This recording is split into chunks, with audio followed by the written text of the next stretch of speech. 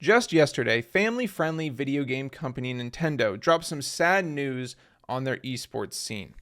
It was a set of community guidelines for community events and tournaments, and it included a bunch of weird stuff, like the number of participants for online and in person, stuff like entry fee, prize pool, just a bunch of strange, weird things that it doesn't really benefit anyone.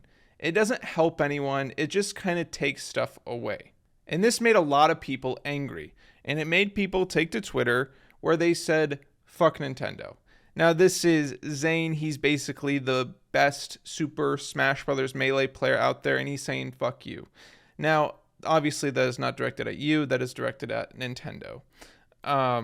Or you can join the other side of the table, and you can say that you need to work with Nintendo, where this person says you will never grow your esport unless you work with the developer and publisher, which, may be true, but that's easier said than done, especially for a game like Super Smash Bros. And working with a company like Nintendo. Now, this video isn't about Nintendo. This whole controversy just got me thinking. It just made me think, what is the real problem with esports? What is the real issue? Is it the esports orgs? Many esport orgs are shrinking and having a lot of layoffs. This is back in February of this year, and it hasn't slowed down. The company FaZe just got bought up by Complexity, another esports org. And yes, esport orgs are notorious for losing money. They rarely ever turn a profit. But I don't think esport orgs are the real problem at hand. I think they are just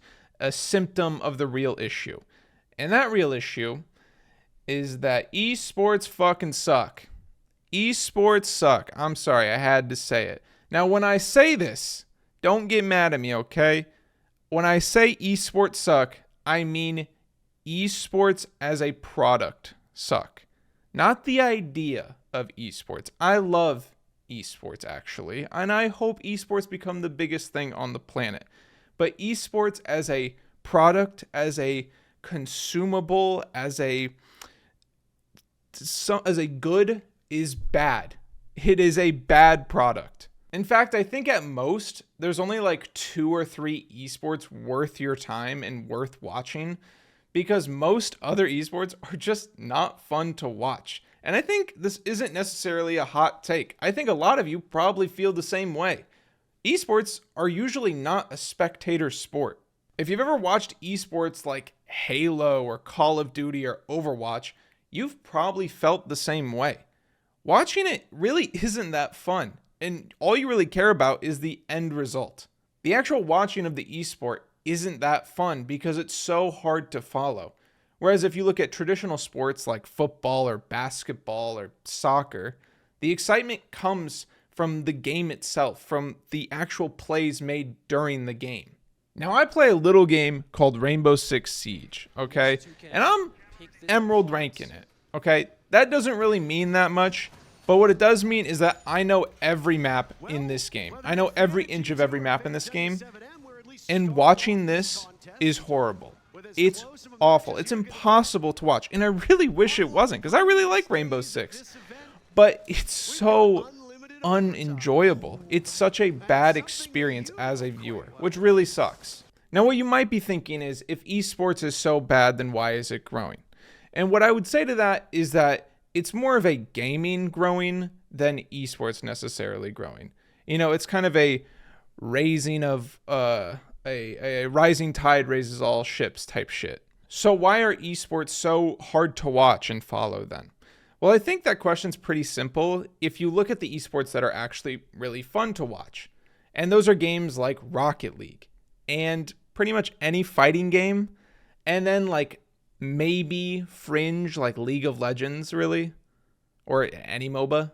Now, when you look at a game like Rocket League isn't that much different from traditional sports. It builds on them. It's basically soccer, but with a car, and they're flying through the air and shit. But most importantly, what makes this such a good spectator sport is that there is a ball. In football and basketball and soccer and tennis, literally every other traditional sport, there is a ball. Your eyes follow the ball. The camera follows the ball. It's a point of focus. And that's what 99% of esports lack, is a point of focus. That's why watching Call of Duty and Valorant can be really challenging sometimes, because there's 10 points of view on the map and they're all in 10 different areas, all doing 10 different things. With fighting games, it's a little bit different. There is no ball and there's no real point of focus really. But the advantage here is that there's only 2 players. Having 2 players makes everything so much easier, simply because the camera never has to cut. You're getting a constant stream of action in the full story. The UIs in fighting games are also very helpful too, because it's usually just a health bar or a percentage type thing where you can always tell who's in the lead. I would like to mention that I don't even play these games. I'm not here to beat my meat to these games. I just really enjoy watching them because I think they're really fun and really easy to watch. And lastly, we have League of Legends, or any MOBA really, like Smite, but I'm just going to say League of Legends because it's so much bigger than Smite. But League of Legends has something that games like Call of Duty, Halo, Overwatch all really struggle with, and that's pacing. When I say pacing, I mean there should be an ebb and flow to your esport, similar to how in football a play is run and then stopped and then run again. Valorant and CSGO have this built in by being a round style esport, but I think League of Legends does it a little bit better by the way MOBAs kind of work in general. Everyone starts at level 1 and works their way up in clear and defined roles. The games usually start slower and then pick up into team fights or solo picks. Certain objectives spawn in at specific time intervals. And also the games are not necessarily centered around killing your opponent outright in a 1v1.